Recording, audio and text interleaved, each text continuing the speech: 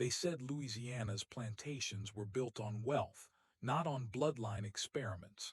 They lied. The year was 1842.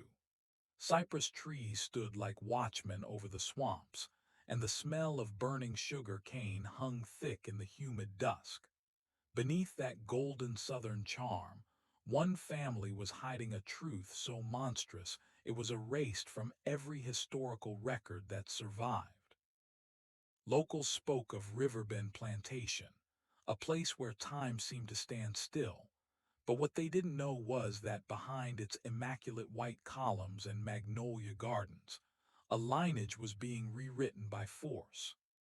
The Dupre family, owners of thousands of acres and hundreds of souls, had turned their estate into a secret breeding ground. The plantation ledger doesn't record crops, it records people, traits, and generations. That single discovery changed how historians view Louisiana's antebellum past forever. Inside brittle, smoke-stained pages were words like Line A, compliant, Line C, strong jaw, Line D, pale skin, desirable. It was not the language of agriculture. It was the language of genetic engineering, a century before the word even existed. A former overseer's journal, found buried in mud decades later, describes the master's night rooms, places where screams were carried away by the frogs. You can almost hear it, the night chorus of cicadas, the faint rustle of reeds, and somewhere behind the walls, a woman praying that dawn would never come. Records suggest some of those subjects weren't enslaved at all, but the Dupre's own blood. In modern times, genealogical researchers using ancestry DNA have traced markers from that very region to powerful Southern families still active in politics today. Their names changed. The blood did not. How many of America's dynasties were built on secrets buried in that Louisiana mud? They bred people, not crops. The emotional weight deepens as we step closer to the riverbank, where old stories claim strange cries could still be heard after storms, voices of those who never made it into the records. And somewhere, inside the Dupre house, sealed behind plaster and paint, lies a room that no historian has yet opened.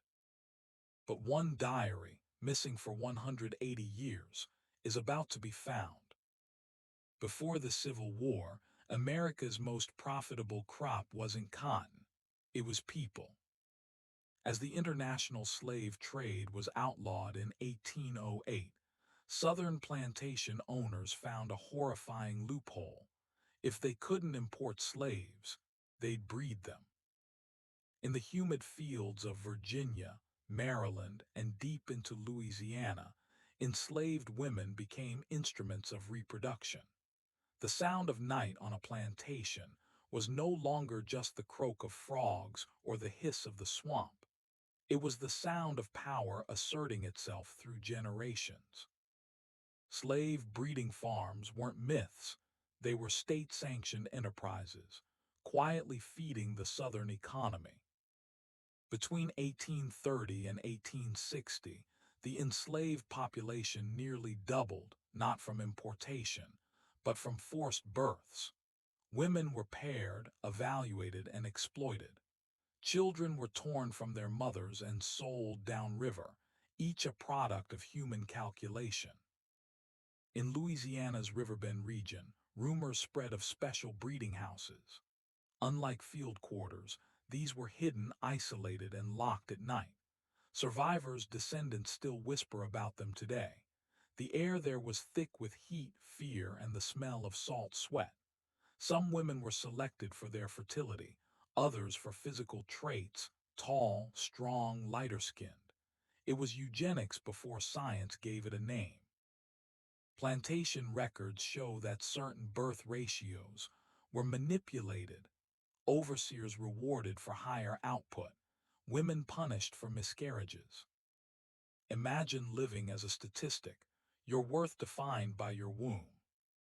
A few rare letters from abolitionists mention this hidden industry, slave nurseries, they called them, where women toiled in motherhood for profit. The horror wasn't just physical, it was generational. Entire family trees were broken apart, bloodlines rearranged by design. In psychological terms, this was the birth of American trauma, a legacy still visible in DNA studies, health disparities, and unspoken family histories. Modern genealogical databases have identified clusters of genetic overlap tracing back to these very plantations, a living map of exploitation that still breathes through descendants today. How do you erase pain that was bred into a nation's bloodline? The real cotton was DNA. As we return to Riverbend, the Dupre family's journals begin to make even darker sense. They weren't isolated monsters. They were part of a system. And that realization leads us deeper into the plantation's hidden corridors, where human lives were categorized, recorded, and reduced to traits on a ledger. But one ledger entry, marked only with an X, didn't belong to any slave. What if the South's wealth wasn't built on cotton, but on the wombs of enslaved women? By the 1840s, the slave trade had shifted from ships to bedrooms. When the U.S. banned the importation of enslaved Africans in 1808, plantation owners faced a crisis. Their labor force was finite, so they turned to a new economy, breeding humans for profit. In the ledgers of Louisiana's Riverbend, every birth meant money. Each child, a potential worker or sale. In one account, a healthy teenage girl was valued higher than a skilled blacksmith, not for her labor but for her productive potential. The numbers were cold, calculated, and terrifyingly modern. By 1845, enslaved births were the South's second largest source of capital, outpacing exports in some regions. Historians later found that one child born into slavery could represent up to $2,000 in value, the equivalent of nearly $70,000 today. Large plantations, like the Dupre estate, profited from natural increase as deliberately as they did from sugar or tobacco. They even used charts to track bloodlines, pairing women and men to create stronger, lighter-skinned, or more obedient offspring. The logic was simple, brutal, and absolute. A woman's body was an investment. A womb could yield decades of profit. And when childbirth came, her pain was met not with sympathy, but with accounting. The humid Louisiana nights carried more than the scent of cane and smoke. Behind whitewashed walls, overseers took notes, marking each delivery like a harvest tally. The faint cry of an infant meant one more addition to the master's wealth. Some plantation owners insured enslaved women's pregnancies, turning human lives into stock market assets. Insurance documents discovered in New Orleans archives reveal payouts for loss of unborn property. Imagine a line item where a stillbirth equaled a financial loss. The business of breeding was masked by the language of economics, yet beneath it pulsed something darker, control over generations yet unborn. By the 1850s, economists estimated that nearly half the wealth of the South was bound to enslaved bodies. This was not just a moral failure, it was America's first human-based economy. And when Riverbend's patriarch, Algernon Dupre, began his secret experiment, he wasn't defying the system, he was perfecting it. How far would a man go when profit and bloodline became the same thing? They insured unborn children as property. Today, economists and geneticists alike still trace patterns of inherited trauma and wealth that began here. From the Dupre ledgers to modern family fortunes, one truth echoes across centuries. The South didn't just trade in bodies, it engineered them. But on one plantation, the experiment went further, into the family's own bloodline. The richer Louisiana grew, the darker its foundations became. By the 1840s, Louisiana had become the empire of the South, a glittering kingdom built on mud, sugar, and silence. From Baton Rouge to the Mississippi Delta, plantation mansions rose like temples of white marble and gilt. Each column told a story of power. Each veranda concealed a sin. Riverbend Plantation stood among the grandest. Visitors described it as a palace in the swamp. But behind that facade, the Dupre family hid something no banquet could disguise, a secret intertwined with politics, blood, and profit. The air was thick with the smell of molasses and decay. Along the Mississippi River, ships unloaded barrels of sugar, cotton bales, and human bodies marked for trade. New Orleans had become the wealthiest slave market in America. Politicians, merchants, and landowners gathered in candle-lit parlors to toast progress, all while women screamed in distant quarters. Nearly half of Louisiana's state legislators in the 1840s were plantation owners, many profiting from human breeding. Their power wasn't just local, it shaped national policy. These men wrote the laws that protected their wealth and sanctified their cruelty. The state's political elite, Dupre's among them, sat on committees overseeing commerce, agriculture, and property rights. That term included people. Louisiana's plantation economy was a machine of refinement and rot. French Creole culture romanticized elegance while hiding its crimes in cellars and attics. Balls and masquerades filled the nights. By morning, ledgers filled with births, deaths, and sales. The rhythm of civilization pulsed to the beat of the whip. The Dupre family's influence extended to Washington, through marriages, bribes, and hidden heirs. Letters later unearthed show a Dupre cousin marrying into a senator's family, linking Riverbend's bloodline to the nation's capital. What began as local exploitation had become systemic corruption. And yet the cracks were showing. Abolitionist whispers drifted downriver. Journalists hinted that some of Louisiana's most respected men carried tainted heritage. Behind the lace and etiquette, fear began to grow. How many pillars of American politics were built on the blood of Riverbend? The swamp air grew heavier. Cicadas screamed like alarms before a storm. Inside the Dupre house, Algernon raised his glass at a dinner of politicians and planters, declaring, "Our line will endure forever." None of them knew how literally he meant it. Behind every mansion, a breeding ground. That night lightning split the sky, reflecting in the Mississippi's black water. And as thunder rolled across the fields, one servant girl slipped through the shadows, clutching a torn page from the family ledger. It held a name, a child's name that shouldn't have existed. In the small parishes of Louisiana, whispers travel faster than the river breeze. And some whispers never die. They say in the old plantation towns, every grand estate had its secrets. But there was one house no one dared to speak about after sundown. Because behind its iron gates, the bloodlines weren't what they appeared to be. Rumors began with the eyes, those unsettling similarities between the master's sons and the enslaved boys working the fields. A resemblance too strong to ignore and too dangerous to acknowledge. The churchgoers called it gossip. The overseers called it nonsense. But the enslaved, they knew. They always knew. In whispered hymns and coded lullabies, they passed the truth down generations.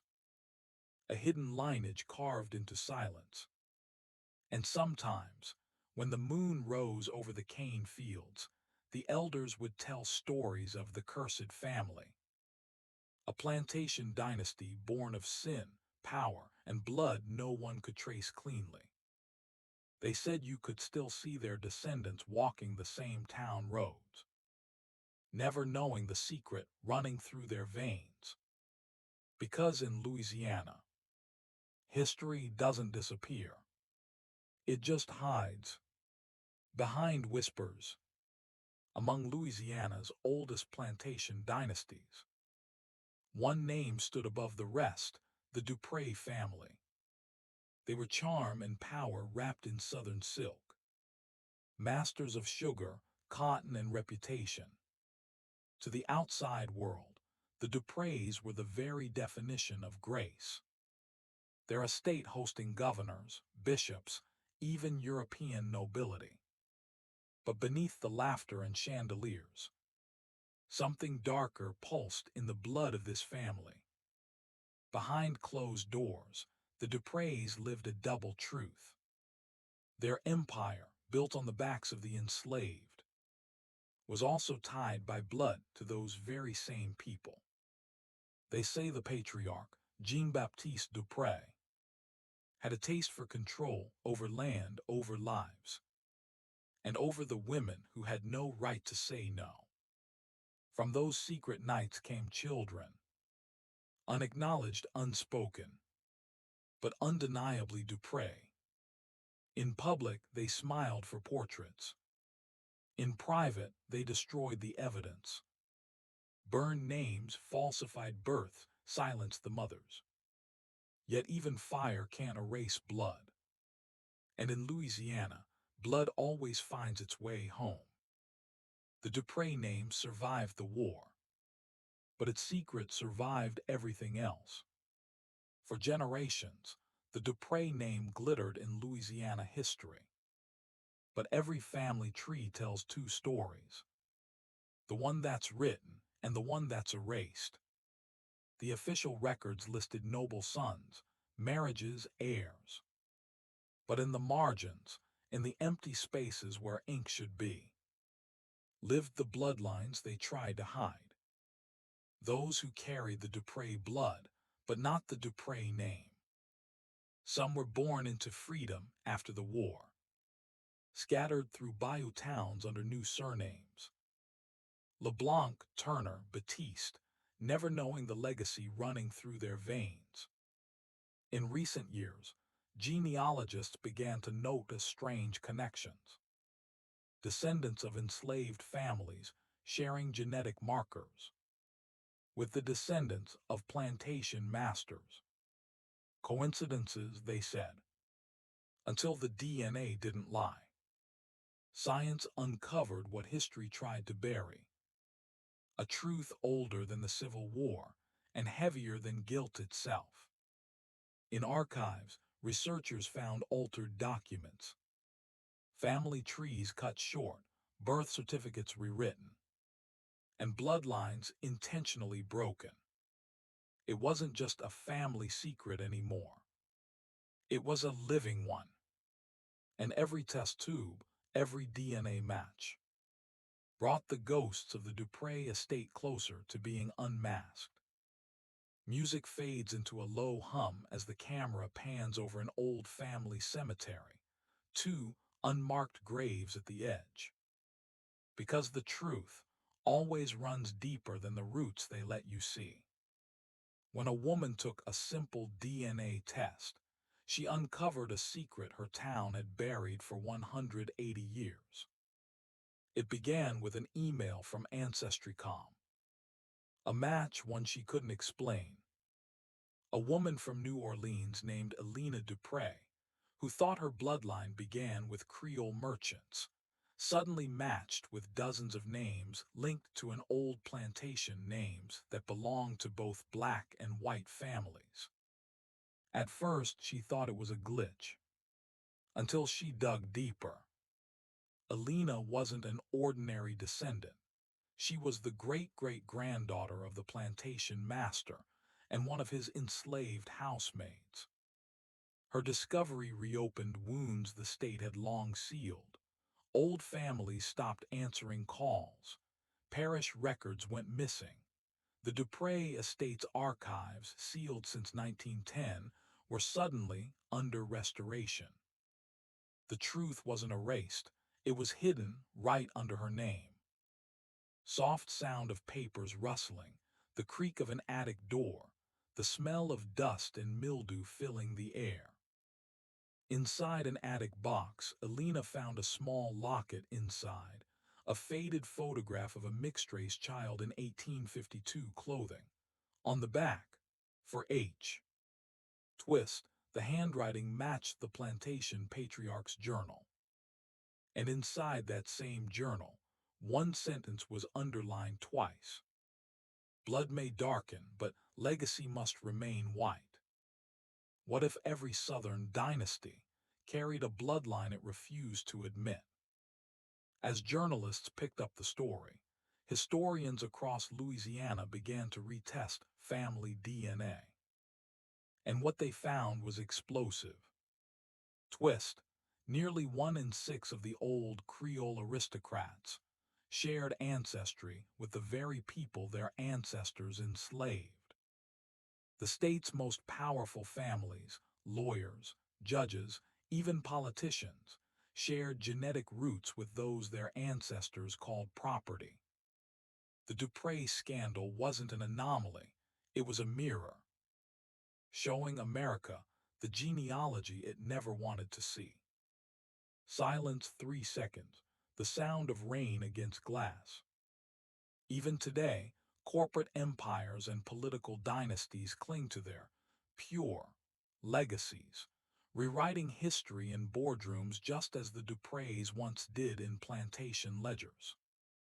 But what Alina uncovered next, hidden letters from her ancestor's confessor, would reveal that the Dupre curse wasn't just about blood.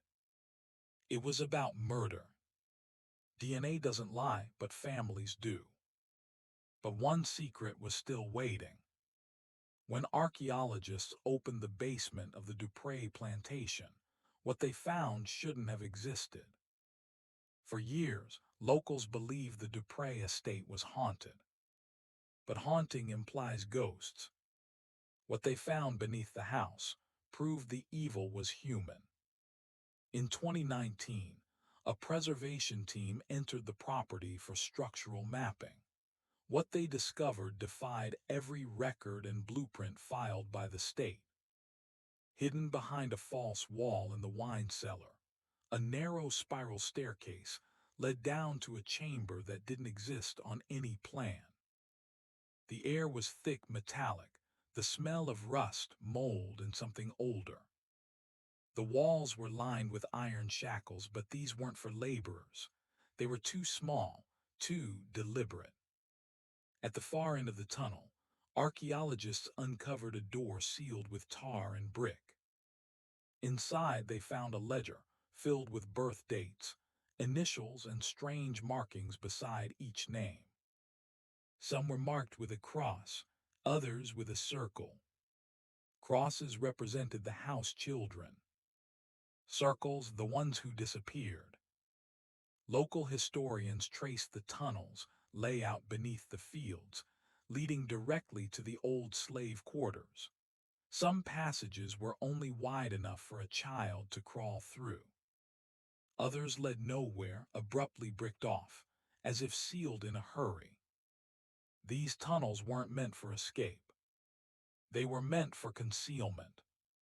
Who or what were they trying to hide down there? Old parish records showed a second Dupre residence across the river, connected through a submerged tunnel suggesting movement of unrecorded persons between estates. And just like the Dupre bloodline, the architecture itself was split. Half in daylight, half buried in shadow. Today, investigators find similar off-grid rooms in elite mansions and compounds, secret panic bunkers, hidden basements, unregistered safe houses. History repeats not in form, but in function. When the team returned for a second excavation, they discovered something they hadn't before. A small skeleton in a child's dress, clutching the same Dupre family locket Alina had found in the attic. The walls were built to hide blood. But one secret was still waiting. The women who delivered the Dupre heirs also buried their truth. Long before DNA tests and family trees, the truth lived in whispers, passed down through the women who saw everything.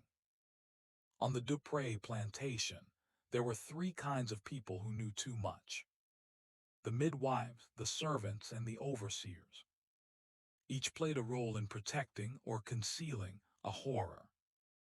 In the plantation's old medical ledgers, researchers found that the same midwife's initials appeared beside both the master's wife's births and those of enslaved women. The same woman, helping two worlds give life to one bloodline. Her name was Marjorie Bell, a free woman of color.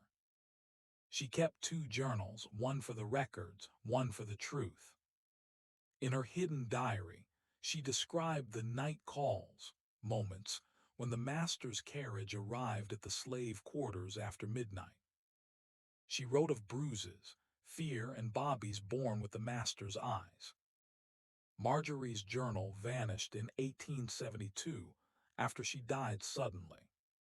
But a second copy resurfaced in 2021, found tucked inside a hollow floorboard of the old chapel, perfectly preserved by humidity. She wrote, "They say the lady of the house cannot bear, yet the field births never end, and they all look alike come spring." The overseers knew, they were paid to know. They altered birth logs, moved newborns, and reassigned mothers when resemblances grew too obvious. Every secret came with a price: silence for survival. How many women were forced to keep their master's sin alive, just to stay alive themselves? The house servants carried the burden differently.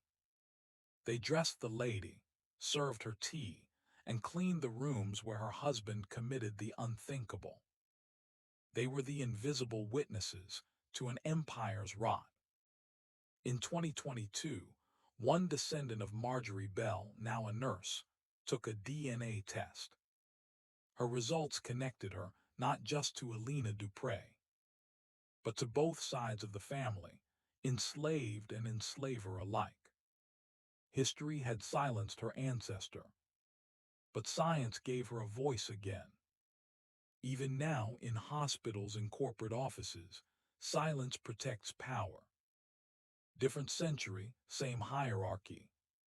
But buried in Marjorie's recovered journal was one final page, torn, blood-stained, and dated the night of a birth no record ever mentioned. She delivered life and buried truth. But one secret was still waiting. They called it selective breeding, but what happened inside the Dupre fields was closer to hell. In the 1840s, while the Dupre family's wealth grew, their cruelty evolved. What began as power became a calculated system, a breeding ground for lineage and control. The first pairings weren't accidents, they were orders. Overseers documented them in ledgers, coldly labeled as productive unions. But those unions were chosen, not by love, not by chance, but by the master himself. He selected women for strength and appearance, men for obedience and build, and when he wanted to blur the bloodlines for his own desires, he made himself part of the experiment. One woman's name appeared more than any other: Celeste, a field worker known for her defiance, her refusal to bow her head. The Dupre patriarch made her the foundation of his breeding plan. She disappeared from records after 1851.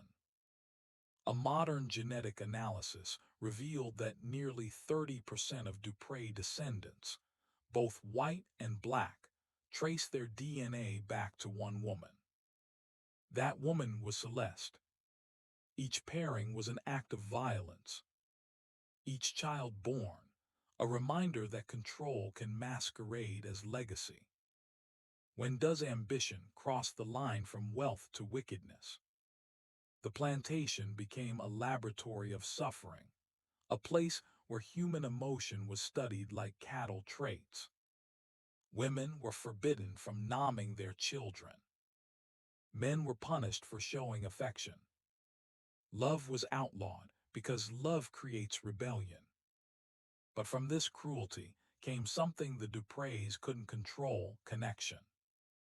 The children began to recognize one another. And with that recognition came memory and resistance. History calls it slavery. But within these fields, it became something worse: a science of suffering. Even today, power repeats itself: corporations exploiting workers, governments controlling bodies, the same old cruelty, redesigned for a modern world. And in the center of it all was Celeste, the woman whose defiance would one day ignite the downfall of the Duprey dynasty. They turned blood into business. But one secret was still waiting. In every plantation, there were two kinds of birth records: the ones written in the master's books, and the ones that never existed. When enslaved women gave birth, some names were written down as property, but others vanished before they ever had the chance to exist. The children born in the hidden corners of the plantation, in the shadows of the great house, were ghosts before they even drew breath. No name, no date, no record. Some were quietly sold, others buried in unmarked earth, their mothers forced to return to the fields the very next morning, the soil still wet from rain and tears. But the cruelest silence came when those children were not taken away, but kept close under false names, raised as servants in the house their father ruled. They played in the same courtyards as the master's children, but were never allowed to call him father. And when outsiders asked questions about their features, their faces, the plantation had its answer ready: coincidence. Those unrecorded births became the backbone of Louisiana's quietest bloodlines. Families that looked too alike to be strangers, yet too different to belong. And as generations passed, those vanished names turned into whispers carried by the swamp wind, the sound of history crying for what it erased. Some lives leave no records, but every silence leaves a shadow.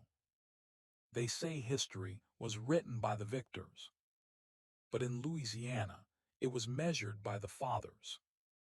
Because long before DNA tests or ancestry kits, the masters of the South already kept their own kind of genetic record.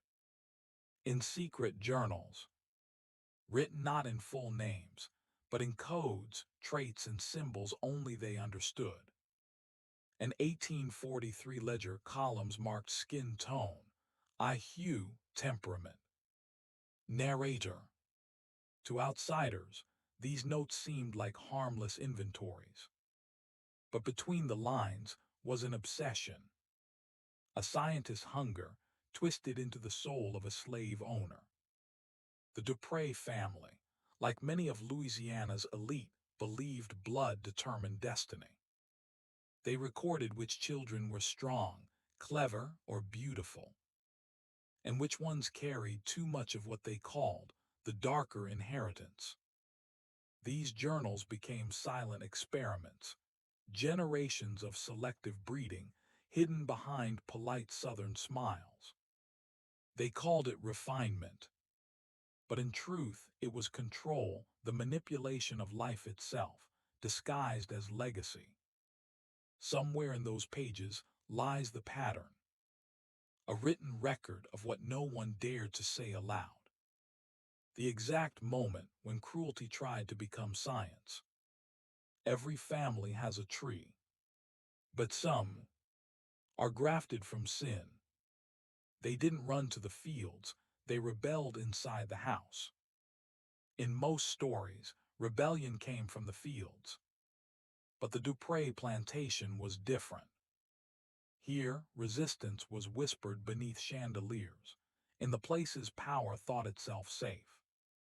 The enslaved women who cooked the meals, dressed the mistresses, delivered the children, they saw everything. They knew where the ledgers were hidden. They heard the midnight meetings where men spoke of purity, traits, and refinements. They were not servants anymore. They were witnesses. And one night they decided to fight back, not with fire or steel, but with silence and deception. The rebellion began with missing pages. A journal vanished, an entry rewritten, a child's record erased. No guns, no uprisings in the fields, just a quiet unraveling of control. Each secret undone by the very hands that had once been chained. The house began to turn on itself. Keys disappeared, locks jammed, candles were found burning at dawn. And one morning, Madame Dupree awoke to find her prized genealogy book, half its pages torn and soaked in blood. Someone had written in its margins, "You cannot breed silence." In a world built on obedience, this was the first crack. Not a war, a haunting. Because the enslaved learned the one truth the Duprees feared most. If you can control birth, you can control history. But if those births vanish, so does your name. What happens when the people you own start rewriting your bloodline? The Duprees tried to restore order. Men with whips, overseers with lanterns. But the walls had already turned against them. Whispers of poison in the kitchen. Letters never reaching the post. One by one, the family's power began to rot from the inside out. And then one stormy night, the master's own heir went missing. No record, no witness. Just a single mark left on the floorboards, a handprint too small to be his. They didn't burn the house, they haunted it. But one secret was still waiting, buried beneath the nursery floor. The child they called the foundling didn't belong to anyone, yet he looked like everyone. Weeks after the rebellion, they found him. A newborn wrapped in torn linen, left at the foot of the grand staircase. No mother, no name. Just a small bronze locket around his neck, etched with the letter D. At first, they thought he was a servant's child. But then the whispers began. The boy's eyes blue as the master. His hair black as the midwife's daughter. And his skin something in between. The kind of hue that made the old men of Louisiana tighten their jaws in fear. The Duprees tried to erase him. They called him the foundling, a word polite enough to hide their terror. But behind closed doors, the servants whispered, "That's no orphan, that's the master's sin made flesh." Madame Dupree ordered the child to be kept, not out of mercy, but control. He was evidence, a mistake she could not bury without questions. And yet she couldn't deny what everyone saw. The resemblance was undeniable. So she gave him a new name, Lucian. A name meant to sound noble, but born of guilt. As Lucian grew, the family's fear grew with him. His face was a mirror that changed depending on who looked at it. To the overseers, the master's reflection. To the midwives, a child stolen from another mother. And to Madame Dupree, a living curse. What happens when a bloodline's greatest secret learns to walk and speak? Rumors spread fast through Louisiana's parishes. Guests spoke of a strange boy with uncanny charm, one who spoke like a noble but was never introduced by name. Some said he could calm angry horses just by touching them. Others claimed he stared too long at the family portraits, as if he recognized the faces. One night, a visitor from New Orleans, a doctor, came to dinner. When he saw the child, his hand froze mid-meal. He turned pale, muttered something about unnatural inheritance, and left before dessert. Later that night, Madame Dupre burned the child's birth clause.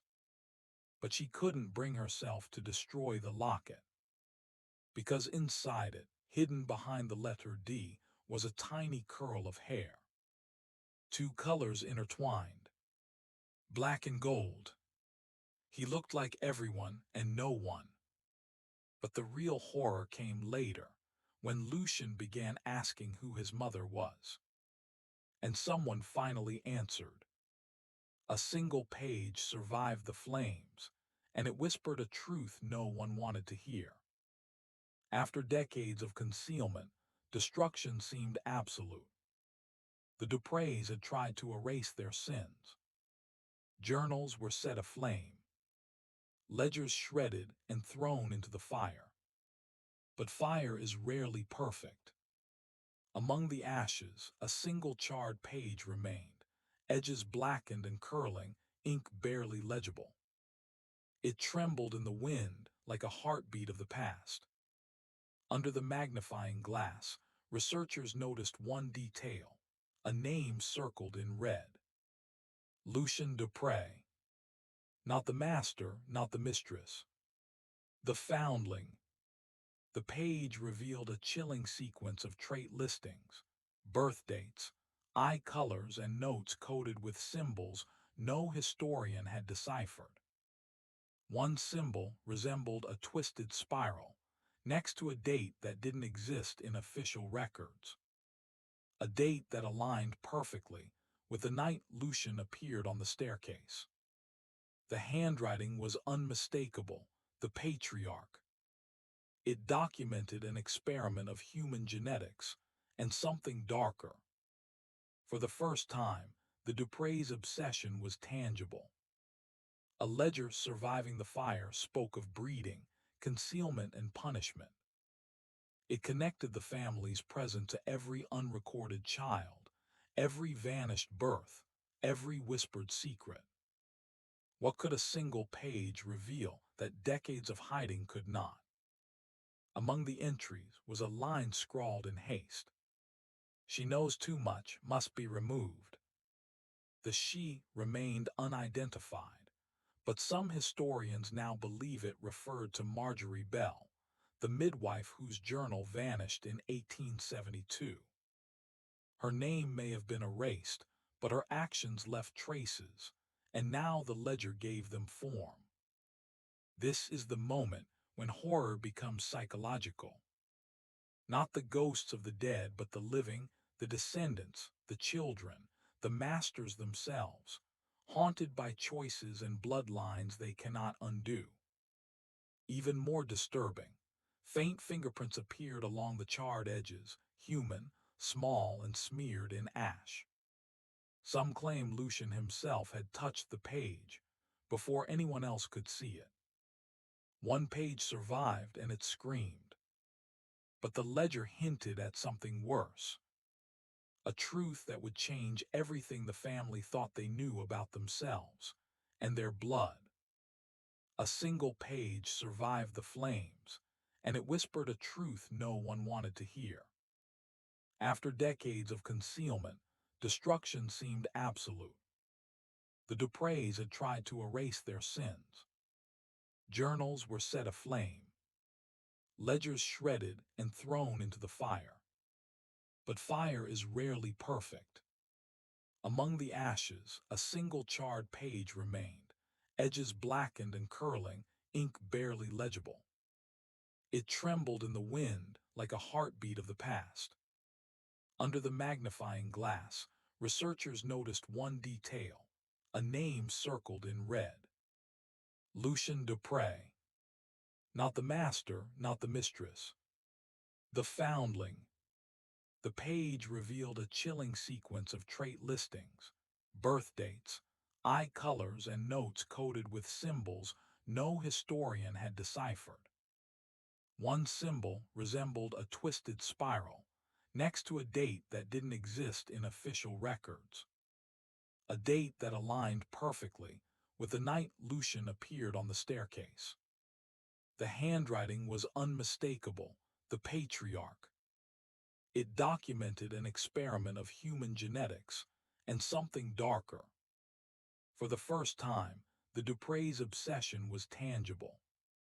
A ledger surviving the fire spoke of breeding, concealment, and punishment. It connected the family's present to every unrecorded child, every vanished birth, every whispered secret. What could a single page reveal that decades of hiding could not? Among the entries was a line scrawled in haste. She knows too much, must be removed.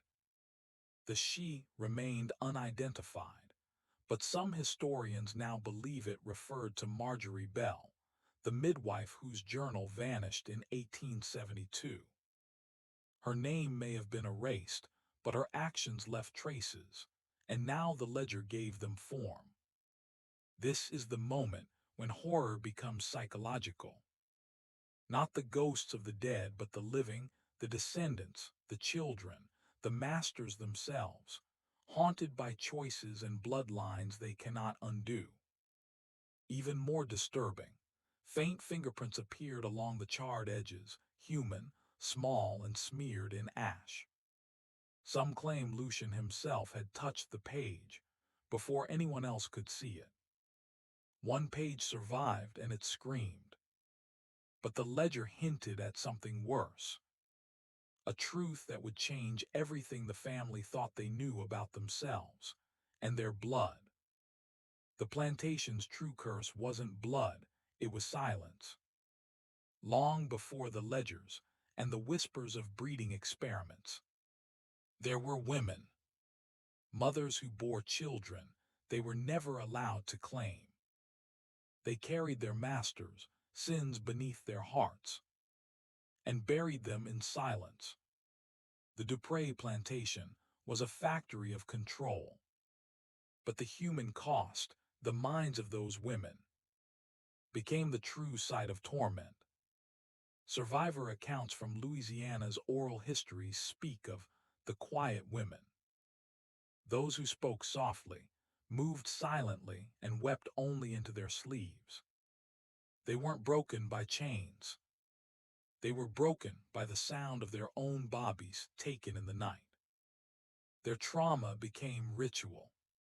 They stitched their pain into quilts. They sang lullabies to the air. And some, when the burden became too heavy, walked into the bayou and never came back.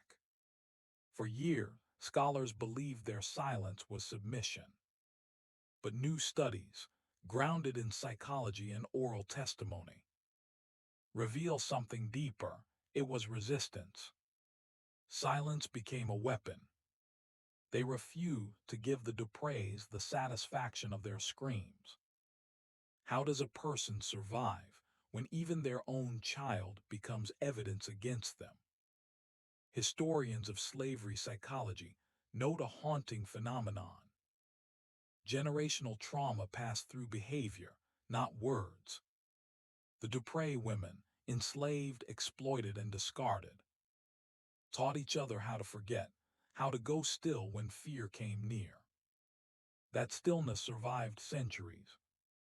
It became muscle memory, the same numbness found in their descendants today. Some Louisiana families, now far removed from plantation life, still experience recurring dreams of crying infants or drowning water. One genealogist even found that trauma markers, epigenetic imprints, appeared in the DNA of women traced to the Dupre line. The silence wasn't just emotional, it was biological. Her silence was her last rebellion. And yet, among those broken mothers, one refused to be erased. Her story would become the plantation's reckoning. But her return would rewrite the Dupree curse forever. They lived under one roof, but never knew they shared the same blood. By the late 1850s, the Dupree estate was a maze of half-truths. Children played together in the courtyards, some barefoot, some in lace, never realizing the invisible thread binding them together. Brothers called each other servant. Sisters passed each other on the stairs like strangers. The family's obsession with purity had birthed its opposite, a web of bloodlines so tangled, no one could tell where master ended and servant began. Parish records reveal at least 7 unacknowledged offspring connected to Jean-Baptiste Dupree. Each assigned different surnames, each born to different mothers, yet all showing the same impossible features. The same pale eyes, the same narrow jawline, the same faint birthmark on the left shoulder. To the world, they were invisible. To each other, they were mirrors. Some lived in the big house, others in the slave quarters, just yards apart. They grew up in different worlds, one fed at silver plates, another from wooden bowls. But their laughter, their posture, even their gestures, betrayed the same blood. Decades later, after emancipation, a census taker in St. Landry Parish made a note in his ledger. These families resemble each other most strangely. That line, mundane to most, became the key clue historians would later trace to the Dupree plantation. What happens to a lineage when its members don't know who they are, or who they're related to? The psychological toll was immense. Descendants of mixed Dupree blood carried invisible confusion, many never understanding why they felt both belonging and alienation in the same breath. Some grew up hating what they resembled. Others carried shame for the color of their skin, not knowing it was born of coercion. And a few began searching archives, DNA databases, only to find their ancestors, names tied to both sides of the same plantation. In one shocking case, a modern Louisiana woman discovered she was descended from both the Dupree patriarch and his enslaved mistress. A genealogical circle that should have been impossible. Her reaction was simple. I was my own cousin. They were siblings who never knew. But one of them did find out. And what he did with that knowledge would end the Dupree legacy forever. The deeper the historians dug, the more grotesque the Dupree legacy became. Behind the grand white columns and manicured magnolias lay a secret so vile, it poisoned their own bloodline. The Dupree daughters, groomed, polished, and paraded through New Orleans society, were not just victims of a cruel father's ambitions. They were his prisoners of legacy. When the slave trade was restricted, the Dupree patriarch turned his obsession inward. He began to see his own blood as property, something to be bred, controlled, perfected. The plantation became an incestuous kingdom of silence. Guests whispered of the odd children born within the house, light-skinned, sharp-featured, with eyes that seemed too calculating for their age. But no one dared question it. In those days, power was truth, and men like Dupree were untouchable. His daughters, trapped in lace and politeness, bore the weight of generations of violence disguised as honor. Diaries found in the attic decades later reveal cryptic entries, another heir secured. No one must know. One of the daughters, Elise, reportedly tried to flee through the bayou. She was found 3 days later, drowned or silenced. No one knew. But her death sparked something. A quiet rebellion among the enslaved and even among the Dupre's own blood. Because when a family's foundation is built on blood and sin, its downfall is never far behind. And the Dupre daughters, broken and bound, were the first cracks in that cursed empire. By the mid-1840s, the Dupre plantation had turned into something far more sinister than a place of labor. It had become a laboratory of lineage. Beneath the Spanish moss and the hum of cicadas, a quiet horror was unfolding. Enslaved men were being reduced to breeding stock. They were chosen not for who they were, but for the muscles that coiled around their bones, for the symmetry of their faces, for the purity of their teeth, the kind of physical traits the master called good stock. The Dupre patriarch, obsessed with control and profit, kept ledgers not only of harvest yields but of human pairings. Each name was followed by cold notes: height, health, complexion, offspring viability. To him, reproduction was business. But to the enslaved men, stripped of choice, dignity, and identity, it was a nightmare without end. Some were forced to mate with multiple women, paraded like livestock during selection nights. They were told it was their duty, but it was torture. Some begged not to be chosen, fearing the eyes of those they'd known as sisters, wives, or friends. The cruelty was not just physical, it was the destruction of the human spirit. And yet behind the shadows of that cruelty, resistance flickered. A man named Isaac, known for his quiet strength, began whispering a phrase among the quarters: "They can own your body, not your blood."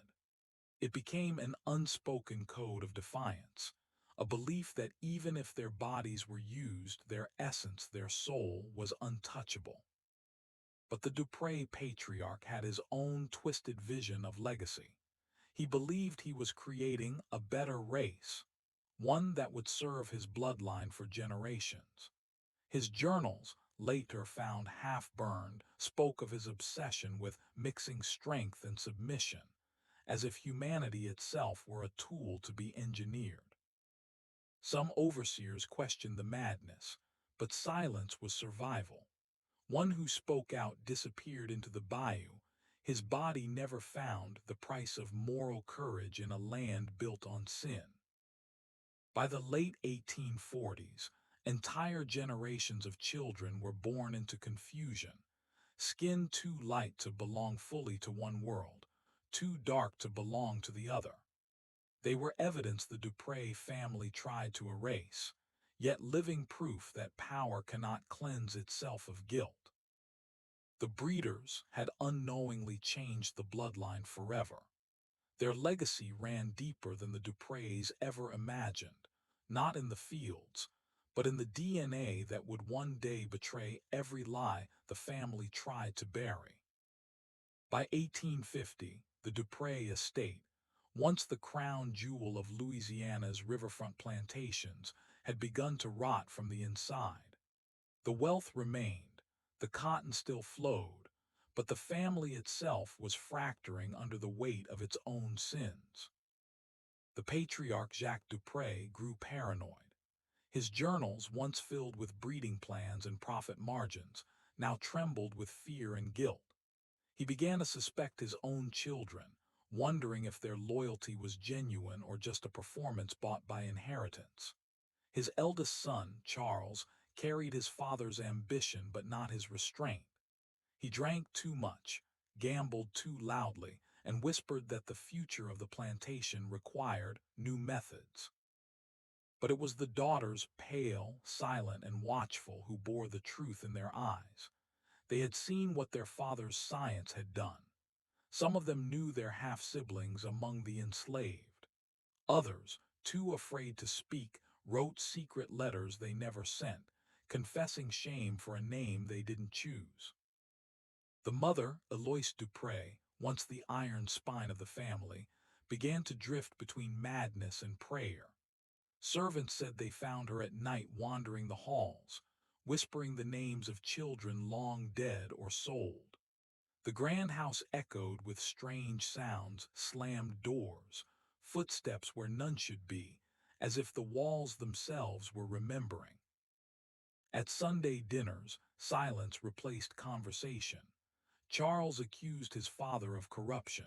The patriarch struck him across the face. Alois screamed that the house was cursed. One daughter fainted when a servant boy, light-skinned, with the unmistakable Dupre jawline, spilled wine beside the table. Outside, the enslaved watched the fall of their captors with quiet satisfaction. The house that had broken them was breaking itself. The overseer, once a man of cruel efficiency, began to keep his distance. He wrote in a small, hidden ledger, "The family burns from within. No whip required." By winter, the Dupre household was divided. Charles took control of the accounts. His father withdrew to his study, surrounded by ledgers and ledgers of ghosts. Alois locked herself in the chapel for hours, begging forgiveness for sins she could not name aloud. And in the quarters, a whisper began, "The blood of the master and the slave runs in one vein now." The curse was sealed not by witchcraft, but by truth. The Dupre name, once synonymous with power, had become a riddle of madness and shame. The family had enslaved generations, but now they were prisoners of their own blood.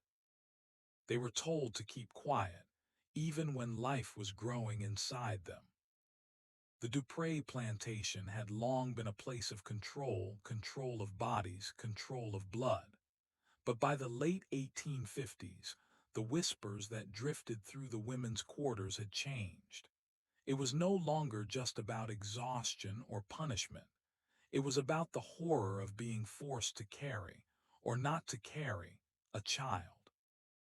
In the hidden attic rooms and candle-lit kitchens, enslaved women confided to each other in hushed tones. "He came again last night." Some of them were no more than 16. Others already bore scars from birthing experiments, pregnancies forced to prove endurance, miscarriages ignored, children born only to vanish by dawn. But the darkest secret wasn't that women were impregnated. It was that they were also made to lose the pregnancies that threatened appearances. When one of the Dupre daughters became pregnant, panic rippled through the household. Her father's reputation couldn't survive the truth. A trusted midwife, herself enslaved, was ordered to handle it. The screams that followed were said to echo through the sugarcane fields. The midwife carried her guilt in silence. She had helped bring hundreds of children into the world, but now, under threat of a whip, she was made to end them. She wrote secretly in a torn scrap of Bible margin, "These hands deliver life, and these same hands destroy it."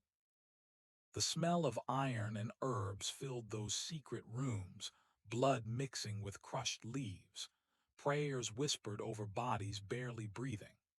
The overseer would come by morning to erase the evidence, burying what was left near the magnolia trees where no records were kept. How many lives were erased before a single one was remembered? One plantation ledger later revealed a chilling pattern: missing, women listed as relocated, all within months of showing pregnancy. Those not terminated were sometimes sold off quietly, shipped to distant estates. The children who survived bore mixed skin tones that threatened the illusion of purity. They were the living proof of sin. The Dupre women themselves became prisoners of their father's legacy. Their wombs were symbols of shame. Some starved themselves to prevent conception. Others were given bitter potions to cleanse the bloodline. And still the fields thrived, the cotton rolled. The profits rose, while beneath it all, hundreds of unmarked graves held stories no one dared to speak. Years later, when archaeologists excavated the site, they uncovered a series of tiny headstones with no names, each marked with a simple letter, D for Dupre. Skull, the soil remembered what history tried to forget. But beneath those graves, one discovery would change everything. A note sealed in glass, written by a woman who refused to die quietly. But one secret was still waiting. They built a garden to hide the graves. To visitors, the Dupre estate appeared peaceful, magnolia trees swaying, white fences gleaming in the Louisiana sun. But beneath the trimmed lawns lay rows of unmarked soil, the true heart of the plantation's darkness. In the mid-1850s, strange rumors began circulating among field hands. The ground behind the sugar mill had become soft, as if something was being buried there at night. They called it the night soil field. No records, no prayers, only the sound of shovels striking damp earth. The Dupre family had created their own private cemetery, not for their kin, but for the women and infants who disappeared. Midwives were told to record deaths as fever or accident. Overseers ordered the bodies buried quickly before daylight. One slave whispered that she saw a wagon under the moon, carrying 3 small bundles wrapped in linen. They never screamed, she said. They never got the chance. Sometimes, when the rains came, the earth itself seemed to betray the cover-up. Tiny bones surfaced near the hedges, unearthed by the floodwaters. Servants were forced to rebury them before sunrise. Alois Dupre, the matriarch, began leaving flowers in the night, not out of guilt, but fear. She claimed she heard crying near the magnolia grove. The smell lingered, damp soil mixed with decay and candle wax. In the evenings, the overseer burned records in the hearth, ledger pages curling to ash, while Jacques Dupre murmured that the future must remain pure. How many graves can a lie fill before it collapses under its own weight? In 1923, nearly 70 years later, when new owners tried to renovate the land, they uncovered over 60 graves, most no larger than a child's cradle. No one could explain the precise pattern, each grave marked by small stones forming a spiral, leading inward. Some believed it was superstition. Others, a silent rebellion, a coded message from the enslaved who refused to let the dead be erased. One archaeologist's diary, now archived in Baton Rouge, describes the scene. The bodies were layered like forgotten seasons. Infants, young women, and even one found with shackles so small they could only have fit a child. The Dupre name had long faded by then, but the curse remained. Descendants of neighboring families still speak of strange noises at dusk, a baby's cry carried across the cane fields. Among the recovered remains was a metal tin, inside it, a page from the Dupre ledger burned at the edges. It listed no names, just numbers, and beside them a single word written in trembling ink: failed. Skull, they called it a plantation. It was a graveyard with profit margins. But beneath those ashes and bones, one woman's hidden record would expose the final secret of the Dupre legacy. But one secret was still waiting. In the dead of night, one heartbeat slipped through the cracks of history. Rain lashed against the Dupre plantation house like punishment. The dogs barked wildly, their chains rattling in the dark. Somewhere beyond the cane fields, a figure ran barefoot, small and clutching a ragged shawl. It was 1857, and for the first time in decades, someone had escaped the Dupres. Her name, whispered only once in a surviving letter, was Clara. She couldn't have been more than 12. Born of a forbidden union, her eyes carried the unmistakable gray of the Dupre bloodline. But her skin told a different story, a truth the family could never allow to live. Clara wasn't just running from slavery, she was running from her own family.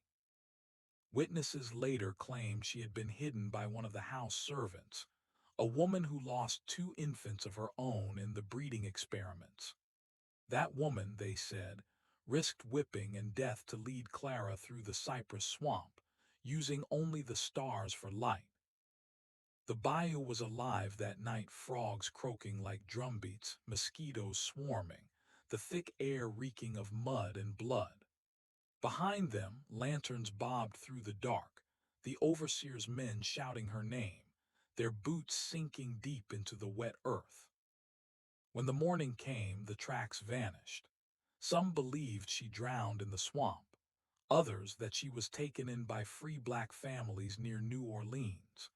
But one peculiar thing emerged years later, an old census record from 1870, listing a Clara Dupro, age 25, occupation nurse, birthplace unknown.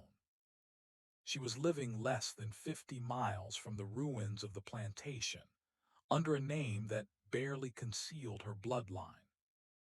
If Clara survived, what truth did she carry with her? Her descendants, it's believed, intermarried with freedmen and Creole families, their lineage buried under new names. Yet DNA research from modern Louisiana genealogists suggests that several current families share an unusually high genetic overlap with both African and French ancestry, matching the region of the old Dupré lands. Modern historians draw eerie parallels to other dynasties, from royal interbreeding to modern billionaires, designer children movements. The same hunger for purity and control, just masked by technology instead of chains. In 1998, during a routine ancestry DNA test, one woman in Baton Rouge received a shocking result: 12% match to a Dupré lineage once marked as extinct. Her name, Clara Dupriox III. Skull blood escapes even when bodies don't. And as investigators began to dig into her ancestry, they discovered something far more disturbing than lineage: a surviving object that shouldn't have existed at all. But one secret was still waiting. The Dupré plantation didn't fall because of rebellion. It fell because someone started talking. By the late 1850s, the sugar empire of the Duprés had become a fortress of secrecy. The family grew richer, the cotton shipments larger, but whispers began to leak through the cracks, first among servants, then into the mail routes that carried more than just trade. In neighboring parishes, people began receiving anonymous letters, crude handwriting, sealed with wax from the Dupré estate. The messages were brief, almost coded. Children born, buried at night. Tell the North. At first, these rumors were dismissed as abolitionist propaganda. Louisiana's elite prided themselves on control over land, slaves, and stories. But one letter reached the desk of Reverend Samuel Platt, a known abolitionist sympathizer from Baton Rouge. Inside was a single page torn from a ledger with the Dupré crest faintly visible and a chilling note: proof in the bloodline.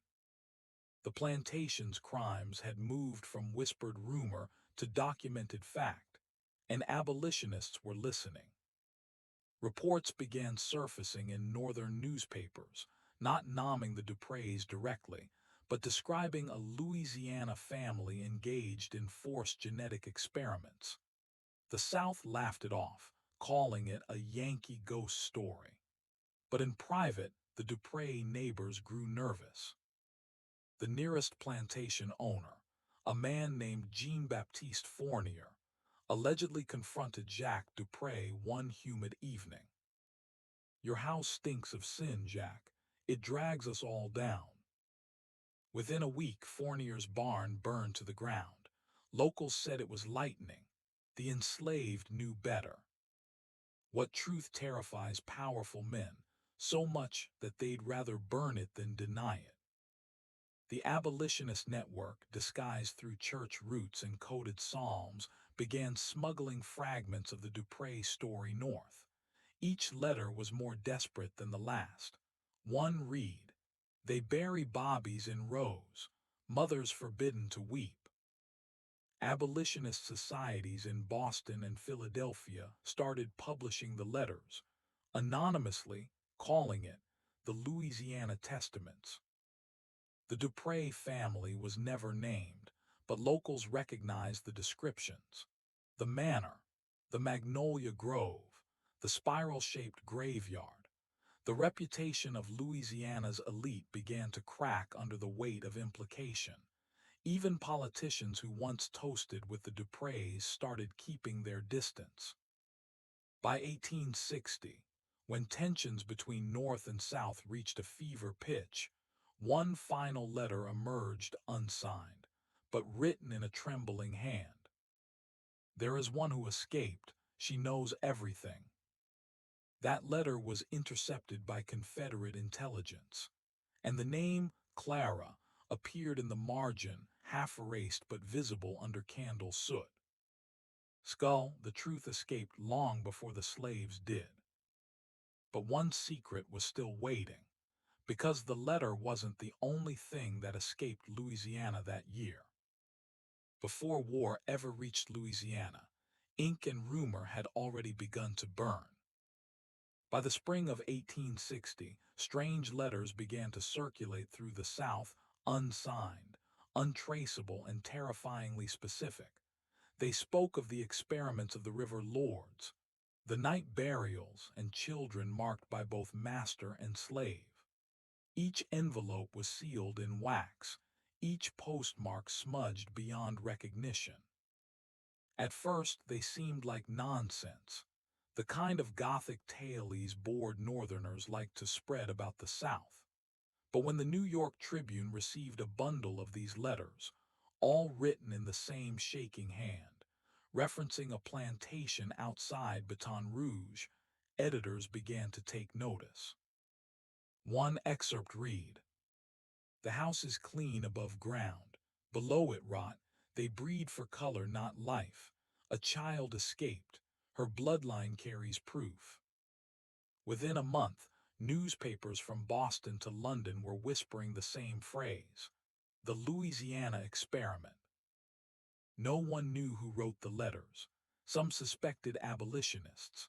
Others accused rival plantation owners. But every word cut through the air like a curse. The Louisiana aristocracy closed ranks, hosting lavish parties to mask their terror. But the letters kept coming, dropped in hotel lobbies, slid under church doors, pinned to courthouse walls. In New Orleans, a journalist named Elias Caro published a story titled "The Child of the Cane Fields."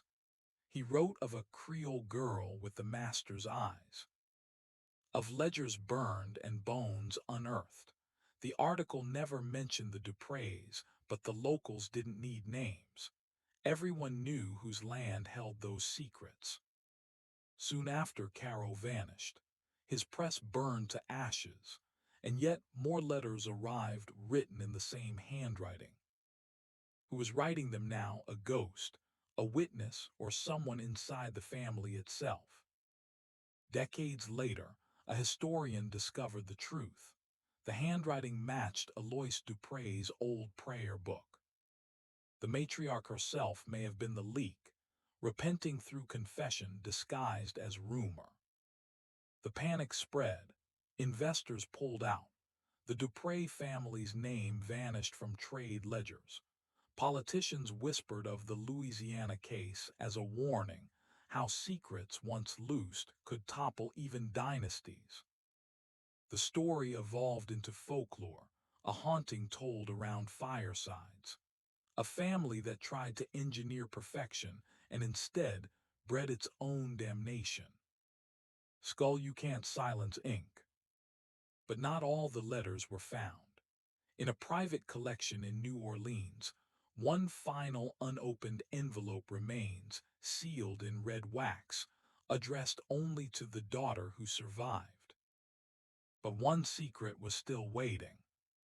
When truth began to whisper, the South learned how to scream it down.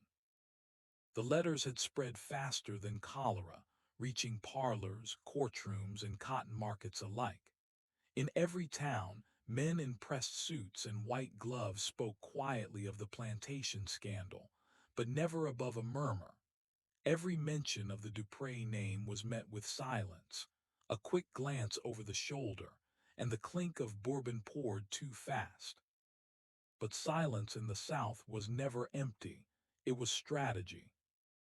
Within weeks, newspapers began retracting their reports. The New York Tribune published an apology claiming they'd been deceived by abolitionist trickery. Reporters were bribed, threatened, or simply vanished. One editor in Charleston was found drowned in his own ink vat. No police report followed. Money moved faster than truth. Southern elites pooled fortunes to cleanse the stain from their collective reputation. Governors ordered archives sealed, letters destroyed, and gossip punished. Churches preached forgiveness, but only for the guilty who paid their tithes. One Louisiana judge famously declared, "There are no monsters here, only men misunderstood by Northern lies." Behind closed doors, however, the panic grew like mold. Families burned their correspondence. Servants were sold to distant counties. Women whispered of infants that didn't match their fathers' skin tones. But if anyone spoke too loud, they disappeared. In Baton Rouge, witnesses said the nights turned strange. Men rode on horseback, torches in hand, searching for rumor peddlers. Doors were kicked in, papers snatched from drawers. The sound of printing presses was enough to invite suspicion. What began as scandal turned into psychological warfare, fear woven into the very air. The South wasn't just hiding its sins anymore. It was policing memory itself. Every lie was dressed in respectability. Every truth was buried in lace and linen. And in this suffocating silence, the Dupre estate became less a place than a myth spoken of as a cautionary tale for the disobedient. But beneath that polished quiet, paranoia was spreading faster than any rumor ever could. Because once a society learns to cover up its rot, it begins to rot internally. The same fear that kept the public silent began to consume those in power. They saw spies in every guest, guilt in every mirror, blood in every family line. Skull they buried the truth, but the ground remembered. And in that madness, one final act of destruction was set into motion, an inferno meant to erase everything. The Civil War ignites, and with it, the Dupre plantation burns. The fire was supposed to erase the past. Instead, it erased the only person who could prove it ever existed. When the Dupre estate went up in flames, most thought it was the end. But deep within the chaos, as smoke swallowed the oak-lined fields, someone slipped away. Her name was Alara, the midwife's daughter, the one who had seen everything. She knew every secret birth, every name scratched out of the family ledger, every child whose blood ran half Dupre. For years, she carried those memories like contraband, too dangerous to speak, too heavy to forget. But on the morning after the blaze, when the ash settled and the masters counted their losses, Alara was gone. No one saw her leave. No body was found. No tracks through the mud. Only one thing remained, her blood-stained bonnet discovered beside the well half-burned. Rumors erupted instantly. Some said she fled north with abolitionists. Others swore she was silenced before she could speak. One overseer whispered that he saw a carriage leaving at midnight, a woman's silhouette inside, bound and gagged. But no one dared investigate. The war was coming, and men had larger fires to fight. Still, in local taverns and parishes, the story grew like folklore. The girl who knew too much vanished under the cover of smoke. What made her disappearance so chilling wasn't just her absence, it was what followed. Documents tied to her testimony began to vanish too. Ledgers once seen in parish records were gone, pages torn clean from family archives. Even baptismal registries were rewritten. It was as if she had never existed.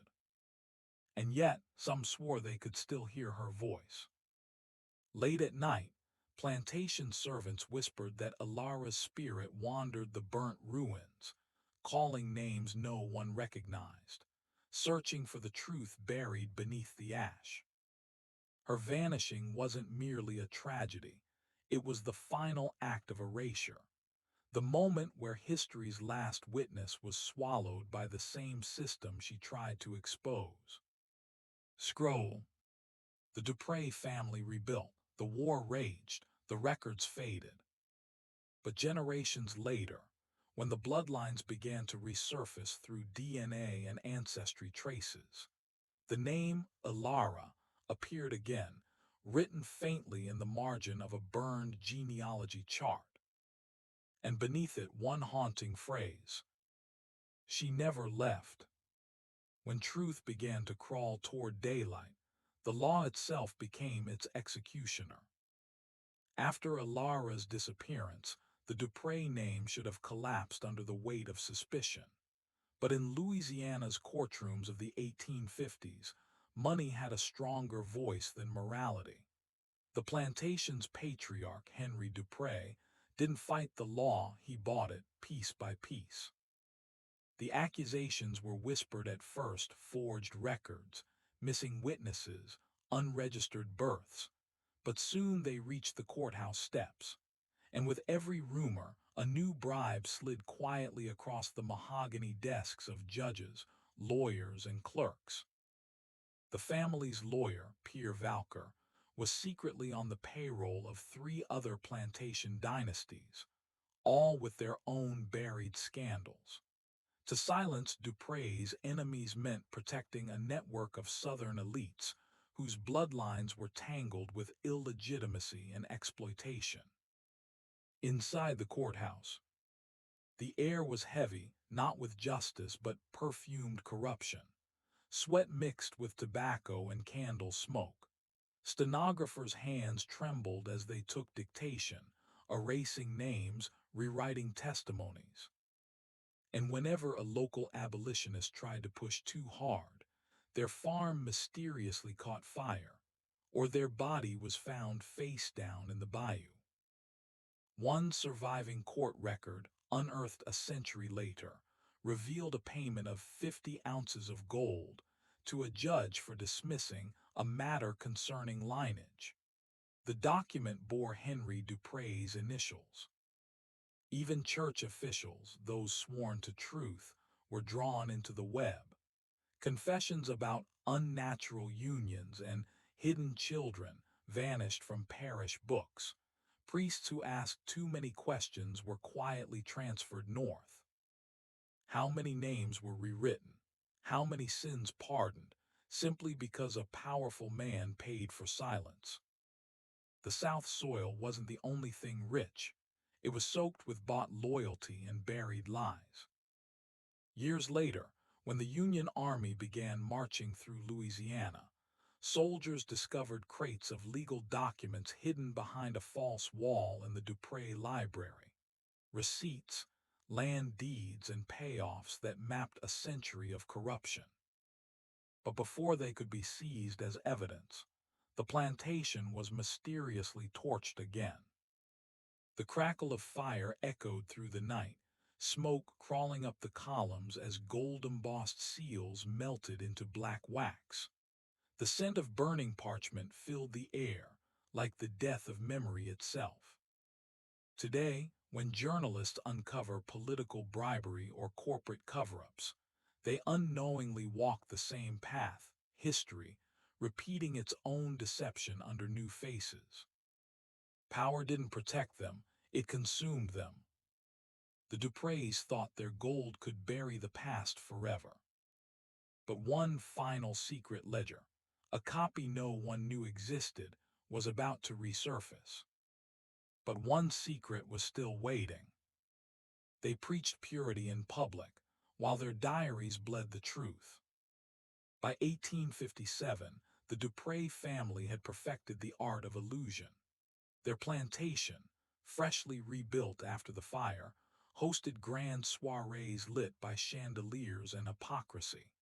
Henry Duprey posed as a man of refinement, his wife draped in white lace, their daughters playing the piano in the parlor, all while the walls themselves seemed to remember screams. To outsiders, they were the image of Southern nobility. But inside the locked drawer of Madame Duprey's dressing table lay a small, leather-bound book, the kind women used to hide sins under perfume. The diaries, discovered in 1912 behind a rotted wall, revealed that the Dupreys weren't victims of rumor, they were the architects of it. Every denial at church, every donation to Christian causes, every public act of charity was a mask to conceal the blood running beneath the family name.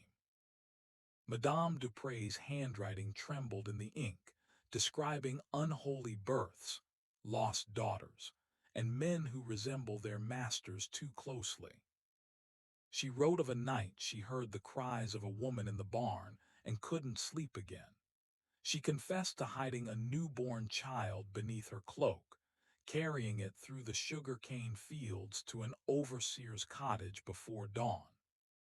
The pages smelled of mildew and perfume, ink running like tears down the yellowed paper. You could almost hear the creak of the chair she sat in, her breath uneven, as if each word carved a wound she couldn't close. Another journal, this one belonging to Henry himself, told a different story. He wrote of purifying the family bloodline, of selective pairings among the enslaved, as if breeding humans were a divine experiment. And yet between the lines he begged forgiveness not from God but from his unborn descendants. They will carry our guilt, he wrote, and not know why. How many modern families still trace their roots to names written in those journals, without ever knowing what those names meant? When the journals surfaced decades later, the local papers refused to print their contents. The Duprey heirs claimed forgery, insisting their ancestors were upright Christians. But ink doesn't lie, and neither do fingerprints pressed into the margins by trembling hands. Today, as ancestry DNA kits expose long-buried lineages, the Duprey story feels like prophecy, proof that secrets in blood never stay hidden forever. They smiled for portraits while their journals screamed. But the journals contain something even more dangerous than guilt, a name. A single child's name, circled in red ink, appearing again and again. A name no historian could trace. But one secret was still waiting. When DNA testing began, one family's results sent shockwaves through Louisiana. In 2017, a college student from Baton Rouge mailed in a standard ancestry kit, just curiosity, a Christmas gift from her aunt. Weeks later, the results came back and they didn't make sense. Her family was supposed to be from Ireland, but there it was, French Creole, West African, and a surname long erased from history, Duprey. At first she thought it was an error, but when she dug deeper, her world began to unravel. The Duprey name was buried not in public archives, but in sealed court records from the 1850s, connected to an unregistered child of mixed lineage. And that child's descendants had unknowingly lived among both sides of the bloodline, enslavers and enslaved, for nearly 2 centuries. The revelation rippled through online ancestry forums, historians, chats, and even local churches. Some saw it as redemption, others called it blasphemy. Imagine the sterile hum of a modern genetics lab, white lights reflecting off glass vials, the faint scent of ethanol, the rhythmic click of machines sequencing bloodlines that once hid in shadows. The past wasn't silent anymore. It was humming through circuits and code. The DNA matched two living descendants, one white, one black, who lived just 30 miles apart. Neither knew of the other's existence. One was a respected lawyer in New Orleans. The other, a schoolteacher whose great-grandmother spoke of a burned plantation and a red book. When they met, journalists described the air as electric with unease. The lawyer reportedly whispered, "My God, you have my father's eyes." What happens when science exposes what history tried to erase? For generations, the Dupre heirs had built wealth on denial, donating to museums, funding heritage societies, and sponsoring schools in their name. But now, blood proved what ledgers had hidden. The plantation's genetic ghosts were alive, and their descendants carried both the trauma and the guilt. This wasn't just a Louisiana story anymore. Across America, DNA kits were unearthing similar truths, children of presidents, senators, and slave owners all tangled in one genetic web. The Dupre case became a symbol that the past isn't past, it's in us. DNA doesn't lie, it remembers. But as the two descendants uncovered more, one record stood out, a handwritten note, preserved in the state archives, signed with a wax seal that matched the Dupre family crest. The ink had faded, but the name beneath it hadn't. And that name would change everything. She didn't know her last name once belonged to a monster. In 2023, a young woman named Claire Dupre Beaumont, a history professor from New Orleans, gave a lecture about the legacy of slavery in Louisiana. She spoke with conviction, her tone calm, her words sharp, unaware that the blood running through her veins was the very story she was condemning. That night, an elderly genealogist from the audience approached her, trembling. "Miss Beaumont," he whispered, "you might want to sit down. I've seen your name before in the Dupre journals." The world around her went silent. Claire was a direct descendant, not of the victims, but of Henry Dupre himself, the man who orchestrated the breeding experiments nearly 2 centuries ago. The blood she carried wasn't just historical, it was guilty. When she confirmed the DNA match, her hands shook. News spread fast. The Dupre name, long buried, re-emerged on every headline. Descendant of Louisiana slave, owner teaches black history. The bloodline that came full circle. The backlash was immediate, fierce, and unrelenting. Protesters gathered outside the university. Students demanded her resignation, but Claire refused. "Thought balloon if I carry their sins," she said quietly. "Then I will expose them." She began visiting the ruins of her ancestral plantation, moss-covered columns, the air thick with humidity and ghosts, the smell of wet earth mixed with old sugar and decay. At dusk, cicadas screamed from the trees as she knelt in the overgrown cemetery, tracing names on half-buried stones. Beneath one cracked headstone, she found a rusted box. Inside, letters sealed with wax, dated 1849, signed by Henry himself. But one was different. It was addressed to the child of my sin and of my blood.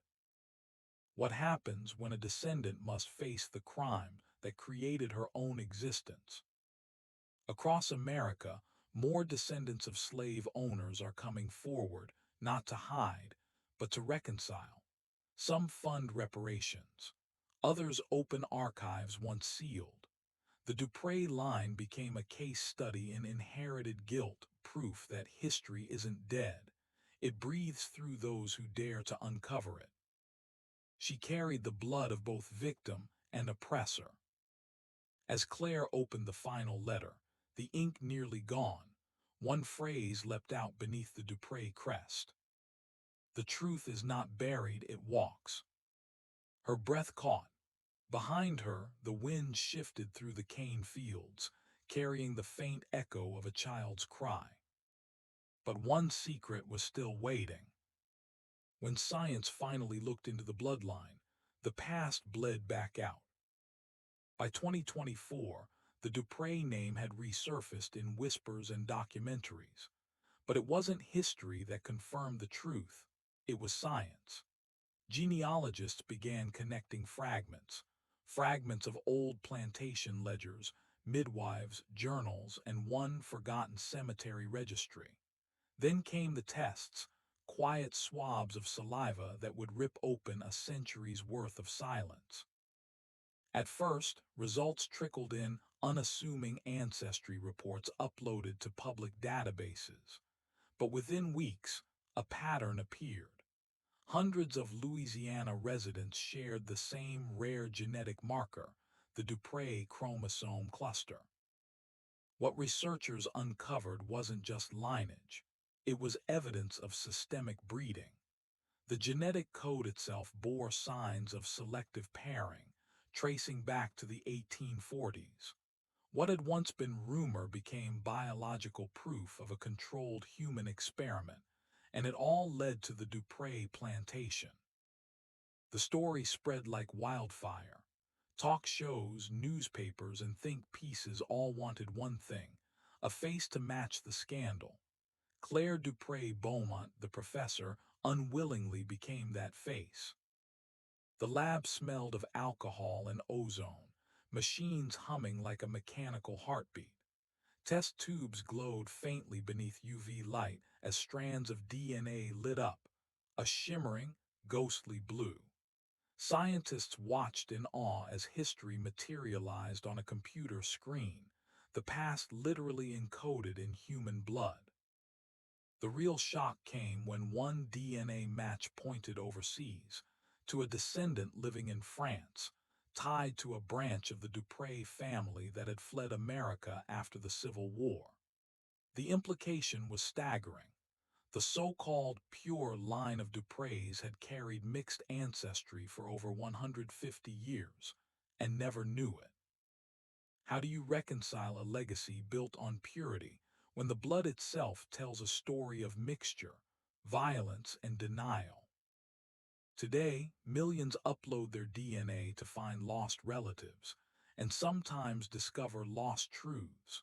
From presidents to plantation heirs, hidden bloodlines are rewriting family myths across the globe. The Dupre discovery became a case study in what historians now call genetic reckoning, where science forces morality to catch up with fact. The DNA told the story the diaries hid. But one final result had yet to be revealed, a match labeled confidential federal archive. When Claire saw the name connected to it, she went pale. It wasn't a stranger, it was someone powerful. And that discovery would shake the nation. They thought history had buried their sins, but DNA doesn't forget. As researchers connected the final genetic strands, the lines blurred between the past and the present. The names written in those crumbling Louisiana journals now echoed through the marble halls of modern power, senators, CEOs, philanthropists, all unknowingly carrying the blood of both the enslaver and the enslaved. It started as whispers in academic circles, a DNA profile from an 1800s plantation matching with one belonging to a well-known political dynasty. At first, they dismissed it as coincidence. But one by one, more matches appeared. From old Southern aristocracies to corporate empires, all tied by the same hidden bloodlines born in the fields of silence and fear. Behind the polished family portraits and philanthropic foundations, there were ancestors who once walked barefoot in chains. The same families that wrote history books about honor and legacy were, in truth, built on erased identities and unrecorded births. And now, those forgotten genes were speaking through science, refusing to remain buried. When journalists began publishing these findings, panic rippled through the elite. PR firms scrambled. Lawyers issued threats. Entire archives mysteriously disappeared overnight. But nothing could silence the truth anymore. Because for the first time, the blood itself had become evidence. Some descendants embraced the revelation, calling it justice long overdue. Others denied it, swearing that the past had nothing to do with them. But history doesn't care for denial. It only waits patient, unflinching, for its full story to be told. And so, the Dupré plantation wasn't just a story of the 1800s anymore. It became a mirror, reflecting every modern scandal of power, corruption, and bloodlines disguised as legacy. Political dynasties protecting their image while hiding family crimes. Billionaires buying silence while their ancestors bought lives. The cycle continued, power built on exploitation, disguised as prestige.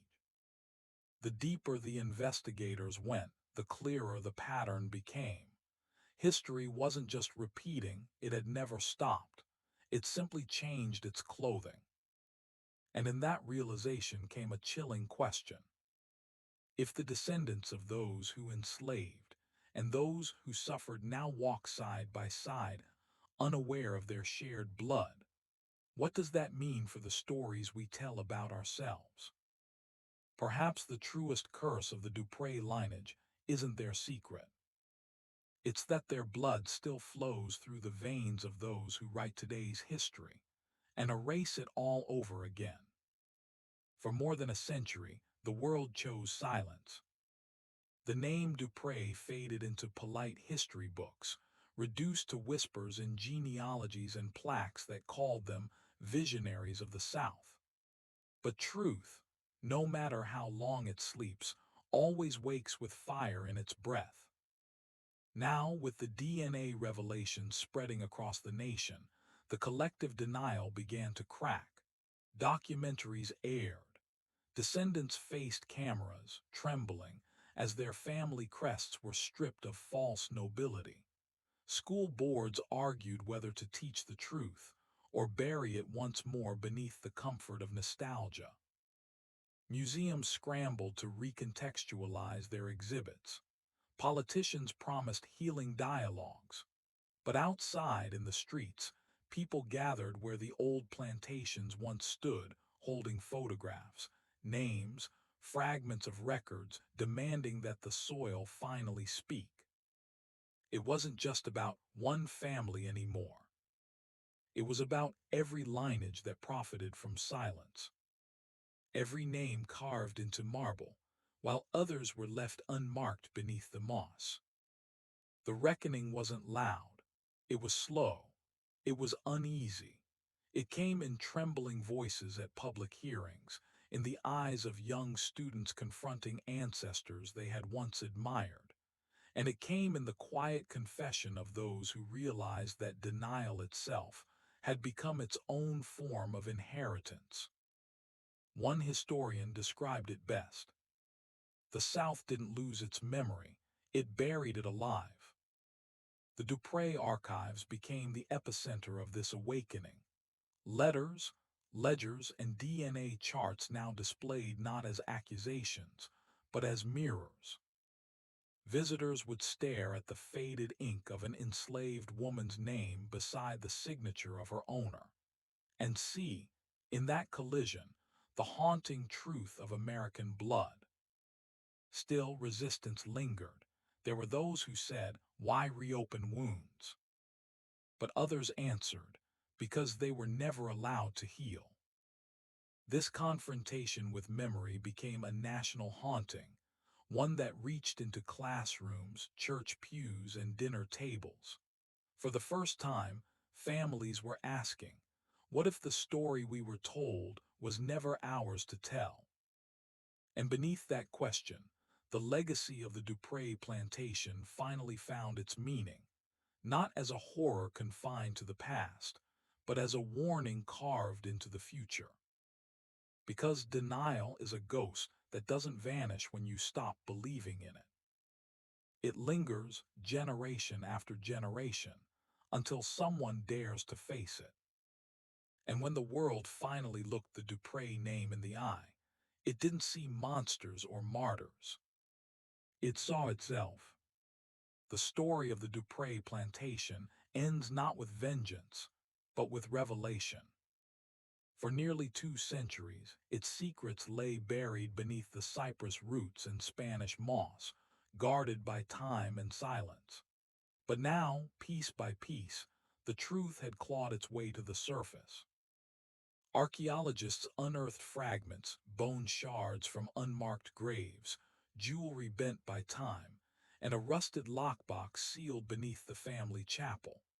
Inside, they found the last remaining pages of a woman's journal, one written in code, trembling and half-burned, dated 1849. Her words were simple but devastating. They made us forget our names, but not our blood. That single line echoed across generations, breaking through the veil of denial that had once cloaked the Dupré legacy. The descendants, white and black, rich and poor, scattered across Louisiana and beyond, finally stood face to face in a gathering no one thought possible. No courtroom, no ceremony, just silence and acknowledgement. A historian read aloud from the recovered journal, her voice cracking. Every life erased still leaves a shadow. Those shadows once feared had become something else now, a map. A reminder that truth, no matter how long suppressed, never dies. It waits. It listens. It haunts those who pretend not to hear it. In the years that followed, the Dupré plantation was turned into a memorial, not the polished kind with curated exhibits, but a raw, living archive. Visitors could walk the halls where the walls themselves seemed to whisper, touch the cold stone of the cellar, feel the air thicken where the family once sat above the people they claimed to own. And at the far edge of the property, near the swamp where one girl had once escaped into the night, a new plaque stands. It reads, "Here ended one bloodline and began the truth." Yet this is not where the story truly ends, because in the heart of Louisiana, historians have begun whispering about another plantation, one that shares a strange symbol found in the Dupré lockbox, a spiral carved into stone, identical to markings discovered hundreds of miles away in Georgia. Coincidence or connection? Some say the Dupré secret was only the first layer, that the network of families, power, and breeding extended far beyond Louisiana, that America's oldest wealth was not just built on slavery, but on experiments of blood itself. And as the camera pans across the dark Louisiana bayou, a final voice narrates, calm, steady, chilling. The past doesn't sleep. It waits for those brave enough to dig it up.